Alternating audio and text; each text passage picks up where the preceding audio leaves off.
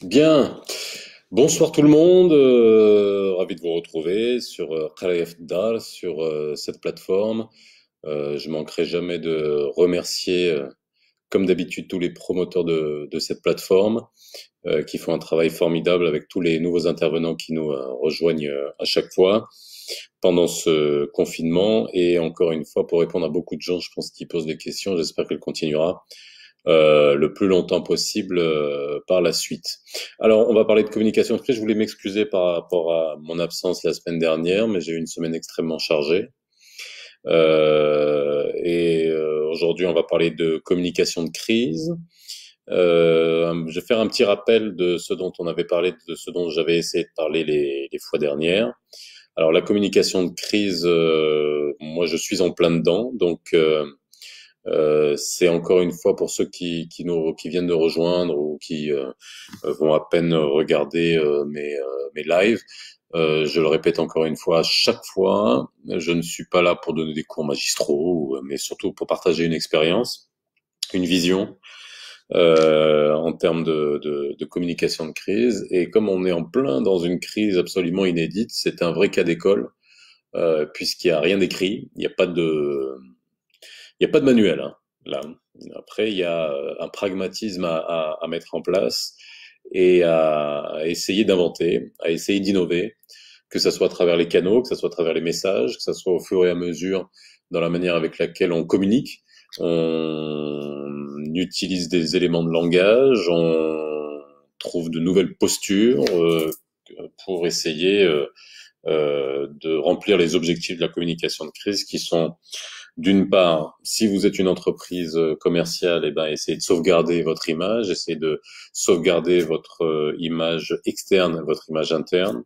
Et dans le cas d'un gouvernement, dans le cas des pays, c'est à quoi on est en train d'assister aujourd'hui, d'essayer de rassurer et de servir les politiques prises, les stratégies prises au plus haut niveau. Aujourd'hui, j'aimerais continuer sur la communication interne parce que la dernière fois, j'ai parlé de la communication interne dans le cadre de la communication de crise, qui est extrêmement importante. Je vais revenir dessus. Et je vais revenir dessus parce que c'est mon exercice quotidien en ce moment. Comme je l'ai dit la dernière fois, pour ceux qui étaient là, j'ai lancé un nouveau canal de communication interne qui est une radio interne. Ça existe par ailleurs et on a lancé la première au Maroc pour une grande banque de la place. Et donc, c'est un exercice quotidien que d'essayer d'adapter les messages en interne par rapport au contexte externe. Donc, je reviendrai dessus avec quelques petits exemples. Je voudrais revenir aussi sur une des crises majeures qu'a connu le Maroc, qui pour moi est aussi un point de démarrage de la manière avec laquelle on a dû innover en termes de communication de crise à l'ère des réseaux sociaux au Maroc. C'était le boycott, hein, personne n'y échappait, vous deviez être enfermé dans un placard si vous n'êtes pas au courant.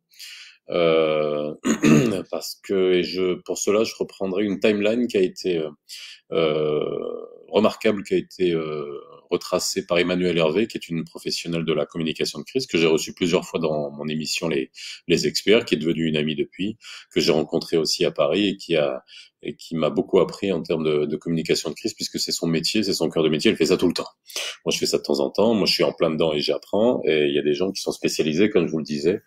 Je n'ai pas la prétention de m'ériger en expert de communication de crise. J'essaye de partager avec vous une expérience que je vis, et notamment en ce moment, en continu. Un petit point aussi, bien entendu, moi j'aimerais répondre à vos questions. La dernière fois, vous avez eu beaucoup de questions nécessairement qui viennent à la crise actuelle et à la manière avec laquelle le gouvernement et aussi certaines entreprises communiquent pendant la crise. Et puisque le confinement a été renouvelé, donc on a encore un mois de confinement, et en tout cas, entre parenthèses, j'espère que ça se passe bien pour tout le monde et je vous souhaite de le vivre au mieux. Je sais que pour beaucoup de gens, c'est extrêmement difficile. Il y en a qui ont du confinement de luxe et il y en a qui ont du confinement qui est extrêmement difficile à vivre. Donc, j'aimerais apporter tout mon soutien à ces gens qui ont du mal à le supporter et c'est tout à fait normal.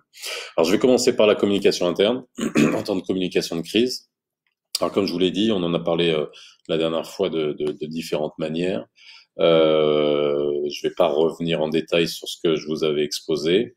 Je dirais tout simplement que revenir sur l'importance de communiquer en interne en temps de crise. Alors pourquoi? Euh, Tout simplement parce que, et encore une fois, c'est à l'ère des réseaux sociaux où tous vos collaborateurs, si vous en avez, sont alors que vous soyez vous des managers, que vous soyez vous-même des collaborateurs, vous êtes tous des ambassadeurs de votre entreprise. Vous véhiculez des messages, vous véhiculez des rumeurs, parfois à votre cœur défendant, sans que vous vous en rendiez compte. Euh, Ça provoque et ça fabrique des fake news. Et aujourd'hui, l'immédiateté et le confinement font que ces messages peuvent être transmis à une vitesse monumentale et avoir des répercussions qui peuvent être extrêmement néfastes euh, au niveau d'une entreprise en interne. Alors pourquoi communiquer en interne en temps de crise? Tout simplement parce que euh, lorsque vous avez une stratégie de communication externe de crise, eh bien, il vaut mieux communiquer en interne en amont pour que ça ne se télescope pas, hein, que les messages soient unifiés, ça c'est le bon sens. Deux, que vos collaborateurs aux clés, tous les collaborateurs de l'entreprise ne découvrent pas un message que vous allez véhiculer en externe du jour au lendemain, ça va être très mal pris. N'oubliez pas, la première des choses également lorsqu'on est dans la communication de crise, c'est de l'empathie. Donc c'est de l'empathie par rapport au public, c'est de l'empathie par rapport à des victimes, soit du fait de l'entreprise, soit du fait d'une crise qui est globale, comme ce qu'on est en train de vivre. Eh bien, l'empathie, il faut l'avoir également pour les collaborateurs au sein de l'entreprise. Donc, imaginez-vous où votre entreprise communique sur un certain nombre d'éléments, notamment sociaux, par exemple, ou de licenciements, ou de diminution des salaires momentanés. Et je sais que beaucoup d'entreprises le vivent, malheureusement, et je suis de tout cœur avec eux. S'ils l'apprennent par la presse avant de l'apprendre en interne, vous imaginez ce que ça peut évoquer. Je pense qu'il y en a qui ont déjà vécu ça. Malheureusement, après, ça se règle sur la place publique. Récemment, on a sur les réseaux sociaux véhiculé par des médias le cas d'un groupe de presse qui voilà a dû on a pas laver son linge sale en public, mais quasiment, parce qu'il y a beaucoup de choses qui ont été réglées en public, à savoir que un patron de groupe de presse a annoncé qu'il n'allait pas payer, et puis avec des propos assez véhéments, assez cassants, assez très peu empreints d'empathie. Alors là, aucun exercice d'empathie. Je vais pas dire le nom, j'ai pas envie de me faire des ennemis. On fera des analyses de cas avec les noms par la suite, mais je pense que vous savez de quoi je parle. Et puis comme ce sont des confrères, ça me fait mal. Mais l'empathie a été totalement absente dans ce dossier, puisque le patron de ce groupe de presse a eu des propos encore une fois très cassants, même limite très condescendants, avec une posture extrêmement libérale, ultra-capitaliste. Bon, ça peut être sa position, il n'y a aucun souci, mais maintenant on va voir le mal que ça va faire. Et surtout, surtout, le plus incroyable, c'est que ces salariés sont des journalistes. Donc, c'est-à-dire que ce sont des gens qui ont l'habitude de communiquer, ce sont les gens qui vont relayer l'information, que ça soit entre eux, que ça soit en externe. On n'imagine pas un patron de presse ne pas prendre en considération la portée des messages que peuvent véhiculer ses employés, à savoir des journalistes, dont le métier c'est de véhiculer des messages et de l'information. Et à un moment, on peut se poser la question. Vraiment, ça c'est une question que je me pose. Je bug à un moment donné. C'est vraiment les cordonniers les plus mal, les plus mal chaussés. Donc là, c'est un exemple très clair Après, vous pouvez me dire. Et encore une fois, de toute façon, ça a été très mal géré par le top management, tout le patron du groupe de presse, ou bref, peu importe je suis pas là pour livrer tous les détails, j'en ai quelques-uns, mais je suis pas là pour ça. Mais et à un moment donné, on réfléchit à l'impact que ça va avoir sur la profession, sur la communication externe que ça va véhiculer, sur l'image, sur le groupe, et en plus, comme un, c'est pas seulement un patron de groupe de presse, il a aussi d'autres entreprises, ça va avoir un impact sur le reste, et sur les employés du reste des entreprises. Donc, il y a un moment, là, on a vraiment un cas, ma première intervention sur la communication de crise, on avait vu les différentes postures et qui avaient évolué au cours du temps. Les premières postures étaient la posture de déni, la posture de contre-attaque, la posture de condescendance. Ça existait depuis très longtemps. À l'époque, on ne communiquait pas, où l'information n'allait pas à une telle vitesse. Là, on a l'impression qu'on est retour vers le futur. Alors, on retour vers le passé pour voir que tout a été fait de la pire des manières. Ça, c'est un cas qu'on pourra vraiment décortiquer à ce niveau-là. Et en ce moment, on voit beaucoup de choses. Alors, c'est vraiment intéressant, c'est passionnant.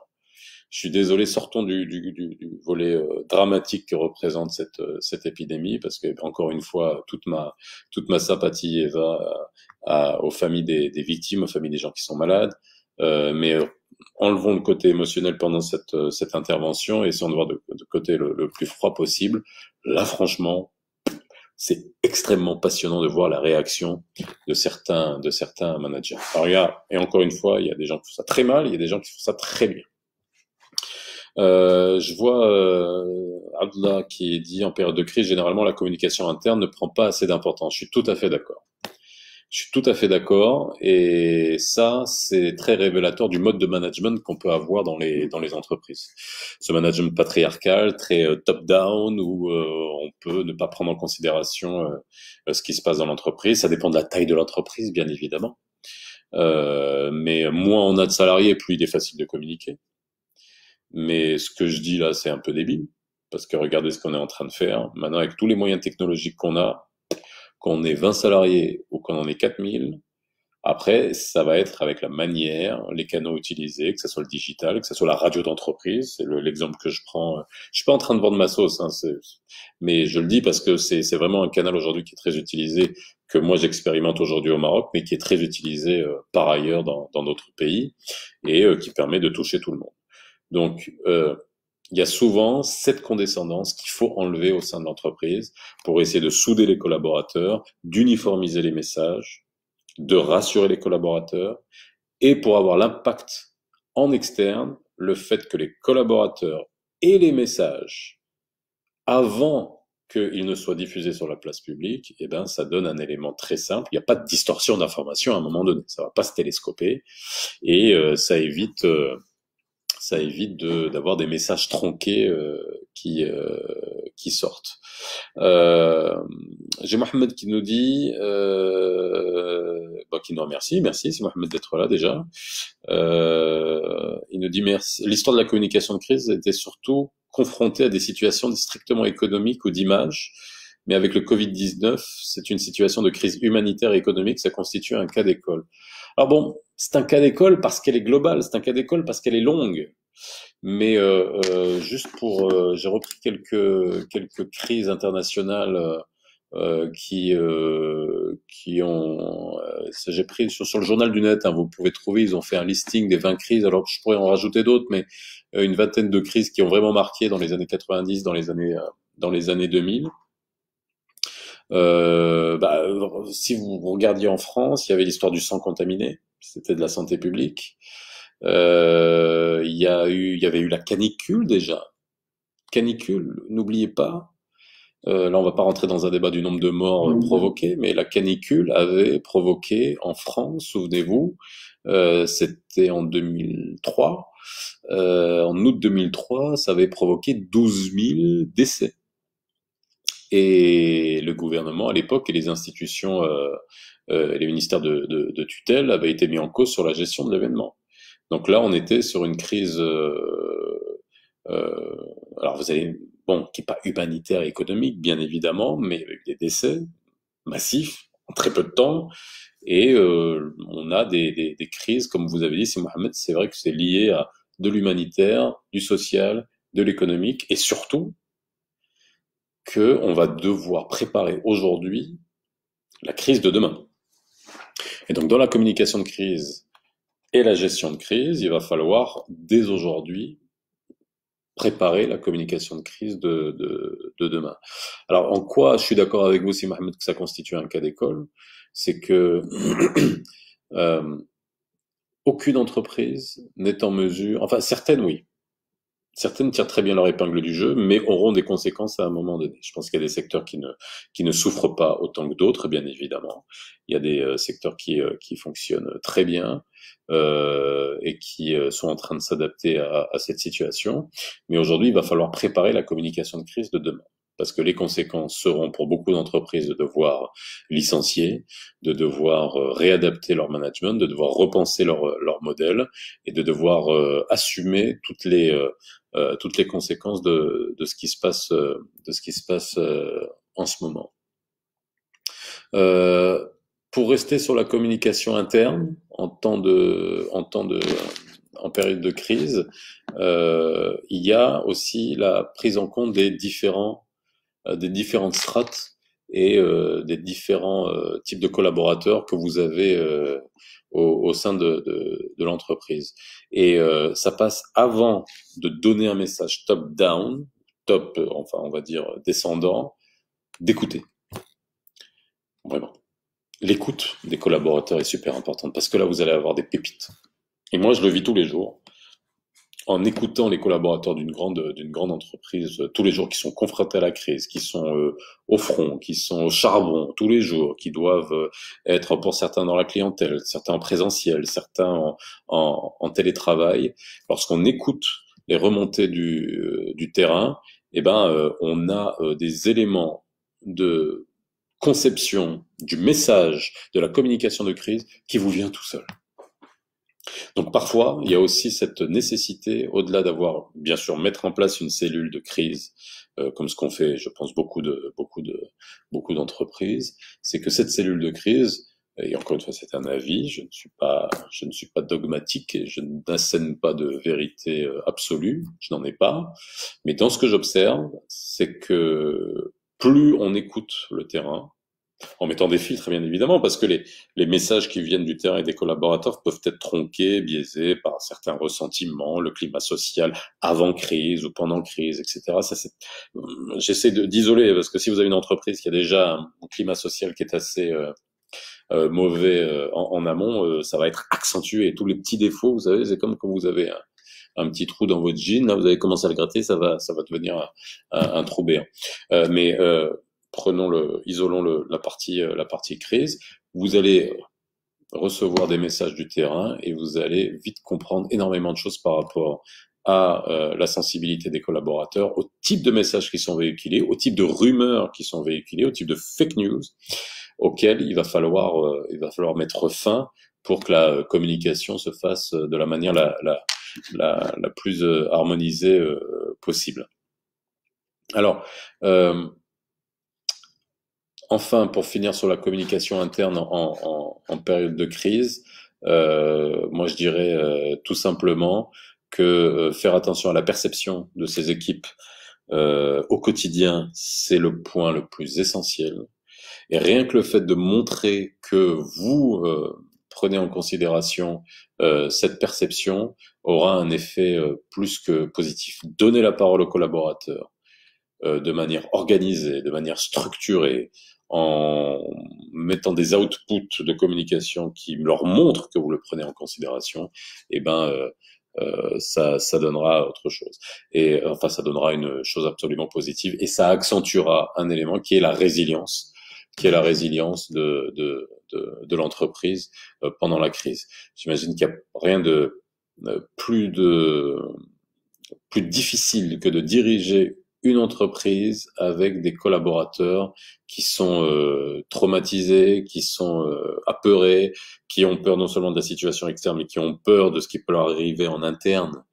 Je vous ai donné l'exemple là de ce groupe de presse où du jour au lendemain vous avez un patron qui vous dit mais moi de toute façon moi je suis prêt à foutre mon entreprise à l'eau si vous faites pas comme je dis, si on a des trucs.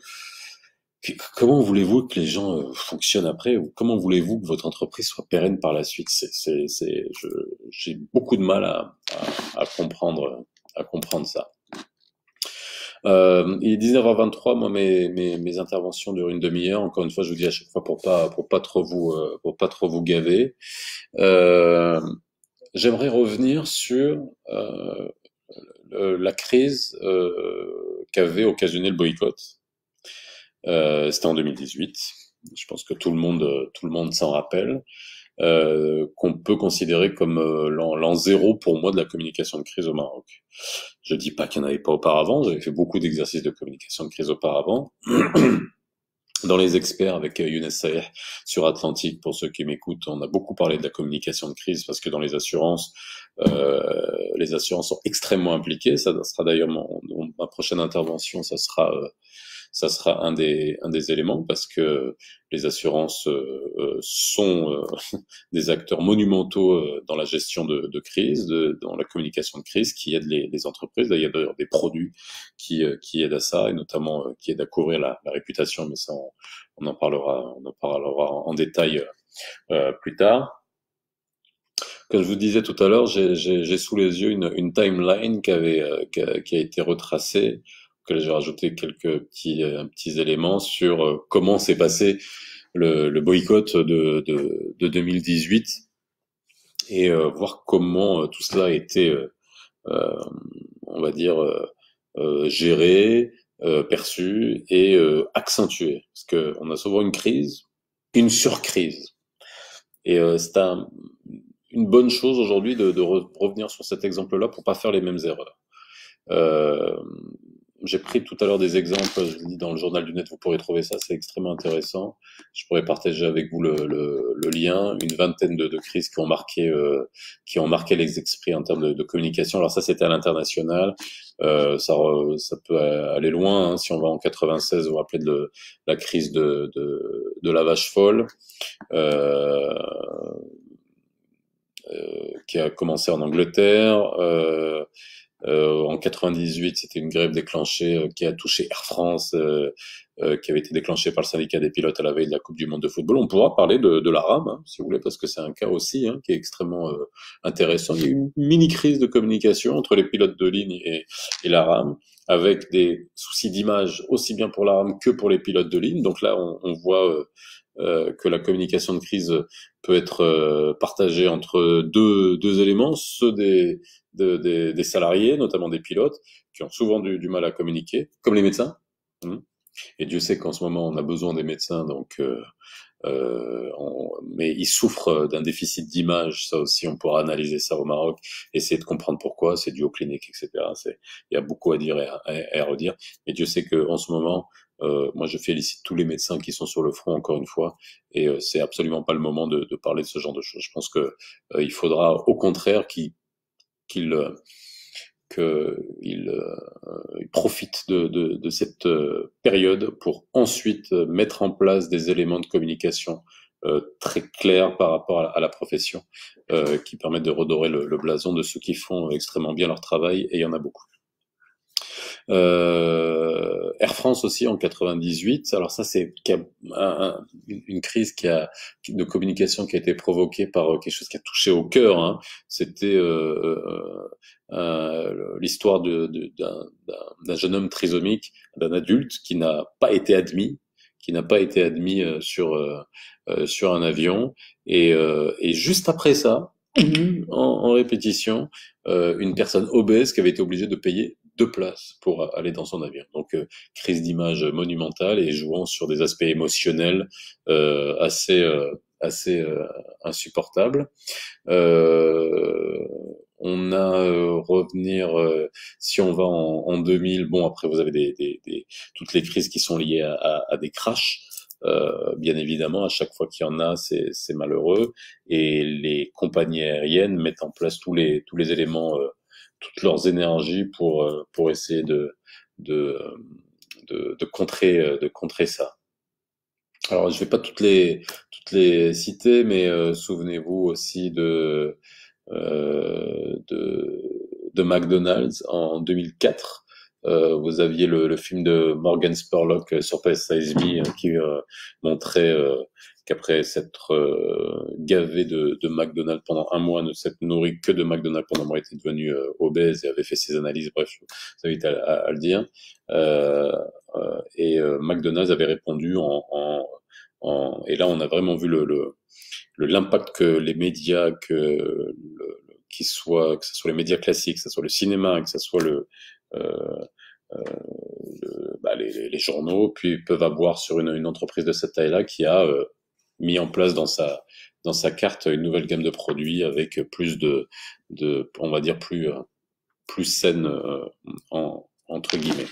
Alors ça, c'était, on va dire, il y a quasiment le dernier exemple en date que je vous ai donné, c'était en 2004, McDonald's. Ça fait près de 16 ans. Les réseaux sociaux n'étaient pas aussi prégnants. L'immédiateté de la transmission d'informations non plus. Et c'est pour ça qu'en opposition avec tous ces éléments et toutes ces crises, on pourrait en avoir énormément d'autres, hein, bien évidemment, que ce soit les crises politiques, que ce soit les crises sanitaires, que ce soit les catastrophes, il y a aujourd'hui un élément qui est l'immédiateté et les réseaux sociaux. Et il y a un élément qu'on a pu voir lors du boycott, c'est la vitesse. Et la vitesse de réaction est aujourd'hui fondamentale. Fondamentale. On ne peut plus se permettre de réfléchir pendant une semaine avant de réagir. Ni une semaine, ni 5 jours, ni 4 jours, ni 3 jours, ni 2 jours. Mais il faut réagir le plus rapidement possible dans la journée. Et pour réagir le plus rapidement possible, ça demande de l'anticipation, ça on en avait déjà parlé, ça demande de l'identification au sein de l'entreprise de qui est habilité à parler, à tweeter, à poster sur Facebook, à parler dans les médias pour répondre à soit une rumeur, soit une attaque en règle, soit à une volonté de nuire à une image qui peut venir. Hein, vous savez, il y en a énormément. Si on parlait des cyberattaques, vous imaginez bien qu'il y a beaucoup de piratage aussi qui peuvent être faits. Donc les entreprises luttent beaucoup contre ça. Donc transformer ça en nombre d'attaques à l'image qui peuvent être effectuées, ça peut poser beaucoup de problèmes. L'histoire du boycott, lorsqu'on reprend le 20 avril 2018, c'est là où a été lancé l'appel au boycott de produits des 3 marques. Hein, on se rappelle de Sidi Ali, de Danone et de Afalekia, qui étaient dans un contexte global de cherté de la vie, bref, bon, qui sont, on va dire, communs à beaucoup de pays, mais particulièrement chez nous à ce moment-là. Donc le contexte déjà était assez lourd, et on va sur ces 3 entreprises qui subissent on va dire pas des attaques, mais des appels au boycott avec la même image sur plusieurs pages Facebook. Après, le lendemain, on a Twitter qui est investi de manière massive. Là, on a un boycott à ce moment-là, le 21 avril, qui ne prend pas d'ampleur monumentale à ce moment-là. Le 24, donc c'est-à-dire 4 jours après, on a le ministre des Finances de l'époque, c'est Boussaïd, qui, on va dire, n'est pas tendre avec les gens qui auraient commencé à appeler au boycott, donc il est avec il est pas tendre avec eux. Il y a aussi le directeur des achats d'une de ces entreprises qui au Siam de l'époque, donc c'était en plein Siam, traite ces gens-là de traîtres à la nation, et puis on a des réactions de ce type qui sont faites. Et là on a la posture dont on avait parlé classique, qui est on va dire l'attaque, et non pas la volonté peut-être de comprendre, d'essayer de voir d'où ça vient, d'essayer de prendre au sérieux ces messages, alors que il y avait quand même des signaux qui montraient que ça pouvait devenir sérieux. Non, il y a eu une espèce d'infantilisation des gens qui ont mis ces messages-là. Je suis en train de défendre personne, encore une fois, je suis en train d'analyser froidement ce qui s'est passé pendant ces événements, quels que soient les tenants, les aboutissants, peu importe, mais on voit la manière avec laquelle ça a été géré. Et c'est là, après les réponses un peu cinglantes et les réactions qui ont été très infantilisantes, très méprisantes aussi, il faut le dire, par rapport à ce qui était revendiqué, que ça soit légitime ou pas légitime, hein, encore une fois, hein, peu importe, on n'est pas là pour, euh, pour analyser ça, mais c'est là où c'est parti en flèche. Donc là, on voit une crise en préparation avec tout ce qui n'aurait pas dû être fait. Voilà.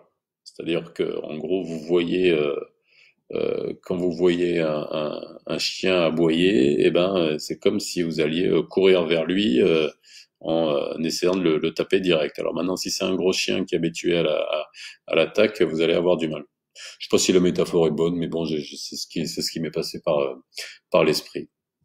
Et là, la crise est provoquée et et alors et c'est là où c'est intéressant et puis je m'arrêterai là parce que c'est là où on a un début de crise qui n'est pas encore une crise, qui est alors je suis pas c'est une analyse qui peut en valoir une autre, mais qui aurait pu être dégonflée, sauf s'il y avait une vraie volonté derrière, déjà à la base, mais qui, si elle avait été prise avec de l'empathie, avec de la compréhension, avec la volonté de discuter, avec la volonté de parler, d'essayer de comprendre, etc. Il y a énormément de choses qui auraient pu être faites, d'essayer de sonder, d'essayer de recevoir des gens, de répondre, de faire savoir qu'on répond, etc. Peut-être que ça aurait pas pris cette forme. Après ça, donc on est après le 24 avril. Jusque-là, on n'a aucune communication officielle. Pendant cela, ça laisse le champ entre le 24 avril jusqu'au 2 mai où on a des communications officielles de différentes personnes, notamment de Danone.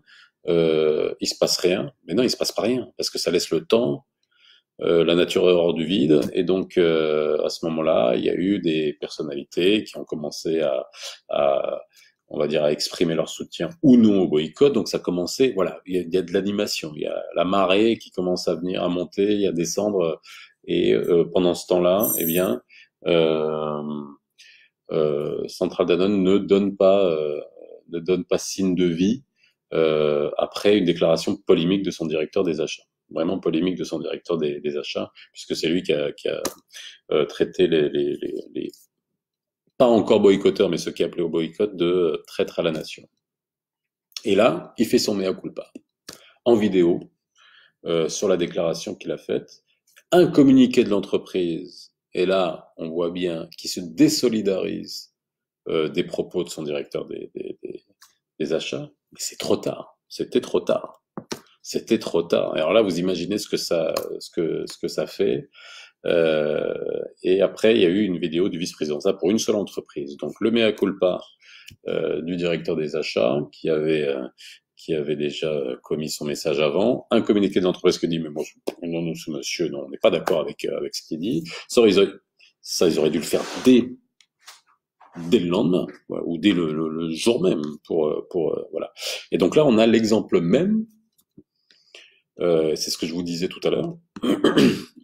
Communiquer en interne, et c'est extrêmement important, parce que s'ils avaient communiqué en interne, de savoir qui devait parler, qui avait la légitimité de parler, de quelle manière, encadrant en cas de crise pour répondre, il n'y aurait pas eu cette dissonance au sein d'un groupe pareil. Alors depuis, tout a été organisé, réorganisé, changé, etc. Et c'est là où les crises ont du bon, c'est que ça permet de peut-être faire un reset ou en tout cas de mettre en place une ingénierie pour essayer d'anticiper. Mais la stratégie 1 du déni dont on parlait, et même du déni condescendant, c'est-à-dire qu'on contre-attaque, mais bon, comment? Avec des éléments manquants, avec rien. À la rigueur, on aurait pu dire, ok, qu'est-ce qui se passe? Pourquoi on boycotte? Est-ce que c'est trop cher? Pourquoi c'est trop cher? Etc. Rien de tout ça a été fait. Donc déni, condescendance, agressivité, et après dissonance complète au sein de l'entreprise. C'est-à-dire qu'on désolidarise d'un de ses collaborateurs. Vous imaginez ce que ça doit influer, ça a dû influer à ce moment-là. Je ne sais pas s'il y a des gens de Centrale Danone qui étaient là à l'époque, ce que ça a dû impacter beaucoup de salariés, en tout cas de collaborateurs, par rapport au fait qu'il y ait cette, voilà, on lâche en interne. Et, euh, et, et, euh, et surtout, il y a à l'époque le porte-parole de cette entreprise. Il adresse pas à ce moment-là la question du boycott en lui-même. Il se focalise sur ce directeur des achats, donc bouc émissaire, c'est le responsable, je me désolidarise.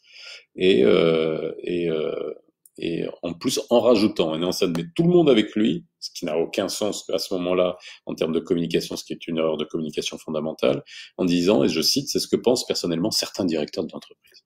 Et ça, vous communiquez ça en externe. Vous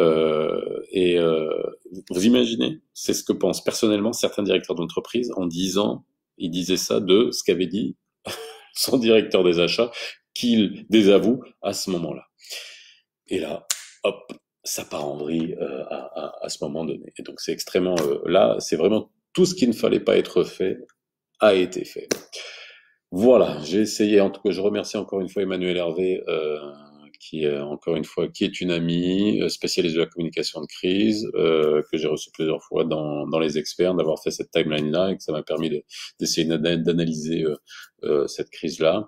Donc aujourd'hui, je vous ai un peu fini de parler de la communication interne et de son importance pendant la communication de crise, revenir sur l'histoire du boycott. On essaiera de voir sur les différentes entreprises quel impact ça a pu avoir à ce niveau-là. N'hésitez pas à envoyer vos messages. J'ai été ravi d'avoir été avec vous comme d'habitude. On se retrouve jeudi 19h. J'ai changé d'horaire parce qu'en journée pour moi c'était plus possible. Et pour parler de prise de parole en public. Je vous souhaite une excellente soirée et à bientôt.